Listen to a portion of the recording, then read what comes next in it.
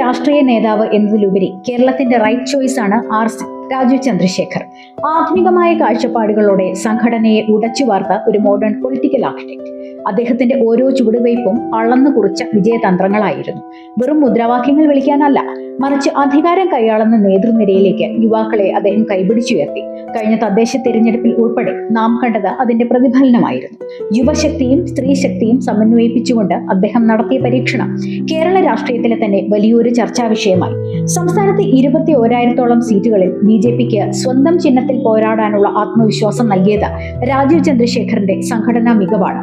തിരുവനന്തപുരം കോർപ്പറേഷനിലെ ഐതിഹാസിക വിജയവും നിരവധി പഞ്ചായത്തുകളുടെ ഭരണസാരഥ്യവും ആ തന്ത്രജ്ഞന്റെ ബുദ്ധിയിൽ വിരിഞ്ഞതാണ്. വികസിത കേരളം എന്ന വികസന രാഷ്ട്രീയം യുവാക്കൾ ഉൾപ്പെടെയുള്ള നിഷ്പക്ഷരായ ജനങ്ങളും സാധാരണക്കാരും ഒന്നടങ്കം ഏറ്റെടുക്കുകയായിരുന്നു. അതിന്റെ വ്യക്തമായ തെളിവാണ് കേരളത്തിൽ വിരിഞ്ഞ 3 താമരകൾ. ഒരു നേതാവ് എന്നതിലുപരി BJPയെ കേരളത്തിന്റെ ഹൃദയമിടിപ്പായി മാറ്റിയ യഥാർത്ഥ മാസ്റ്റർ മൈൻഡ്, യുവത്വത്തിന്റെ സ്വന്തം ടെക്നോക്രാറ്റ്, കേരള രാഷ്ട്രീയത്തിൽ താമര വിരിയിച്ച മാറ്റത്തിന്റെ ശില്പി ശ്രീ രാജീവ് ചന്ദ്രശേഖർ. ഇത് മുന്നോട്ട് കൊണ്ടുപോയാൽ BJP ഇനിയും കേരളത്തിൽ വളരും. ശരിക്കുള്ള പ്രതിപക്ഷമായി ജനപക്ഷത്ത് നിന്ന് പ്രവർത്തിക്കാനും സാധിക്കും.